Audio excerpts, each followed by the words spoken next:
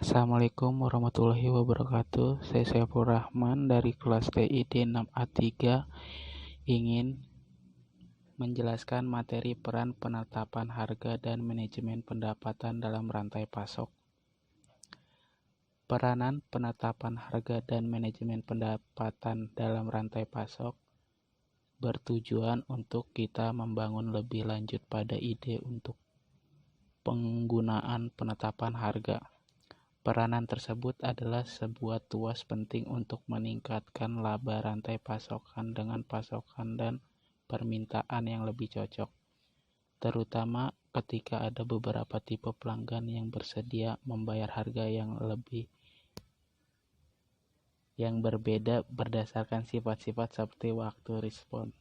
Selanjutnya, manajemen pendapatan. Manajemen pendapatan adalah penggunaan harga untuk meningkatkan surplus rantai pasokan dan laba yang diturunkan dari aset rantai pasokan yang terbatas.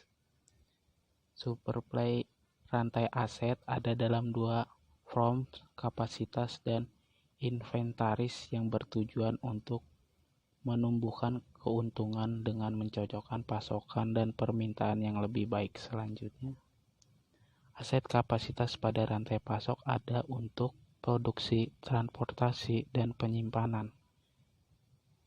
Aset pendukung yang ada di rantai pasokan dibawa untuk meningkatkan ketersediaan produk. Dengan kehadiran beberapa jenis pelanggan, manajemen dapat bertujuan untuk menumbuhkan keuntungan dengan menjual aset yang tepat kepada pelanggan yang tepat dengan harga yang tepat. Selanjutnya, tujuan manajemen pendapatan. Manajemen pendapatan bertujuan untuk menumbuhkan keuntungan dengan menjual aset yang tepat kepada pelanggan yang tepat dengan harga yang tepat. Selain beragam kapasitas dan inventaris, manajemen revenue menyajikan berbagai harga untuk menumbuhkan keuntungan dan mencocokkan pasokan dan permintaan yang lebih baik. Selanjutnya, langkah yang harus diambil perusahaan untuk menentukan manajemen revenue. 1. Menetapkan harga yang sudah ditetapkan untuk jasanya dan menggunakan iklan untuk merangsang permintaan jika ada kapasitas tambahan yang tersedia. Yang lebih rendah bagi pelanggan yang bersedia menjalankan perintah mereka jauh di advance, dan harga hipher bagi pelanggan yang mencari kapasitas transportasi pada saat-saat terakhir. 3. Menagih harga yang lebih rendah bagi pelanggan dengan kontrak jangka panjang dan harga yang lebih tinggi bagi pelanggan yang ingin membeli kapasitas pada saat-saat terakhir. Selanjutnya,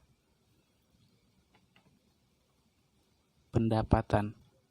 Pendapatan dapat juga didefinisikan sebagai penggunaan penetapan harga secara diferensial berdasarkan 1. Segmen pelanggan, 2. Skala penggunaan, 3. Produk, 4. Kapasitas penggunaan. Selanjutnya, salah satu contoh yang paling sering dikutip adalah penggunaan manajemen revenue oleh American Airlines pada pertengahan 1980-an. People Express dimulai di New York, New Jersey, dan menawarkan tarif yang 50-80% lebih rendah daripada jumlah pengantar mobil pada awalnya. Namun, People Express menaiki 40 pesawat dan mencapai faktor daya lebih dari 74 mm per People Express. Pemula membuat terobosan signifikan ke wilayah Existence Airlines. Bandara Existence tidak bisa bersaing dengan menetapkan pada level People Express karena mereka memiliki biaya operasi yang tinggi. Maskapai penerbangan Amerika adalah yang pertama untuk datang dengan pengelolaan efektif.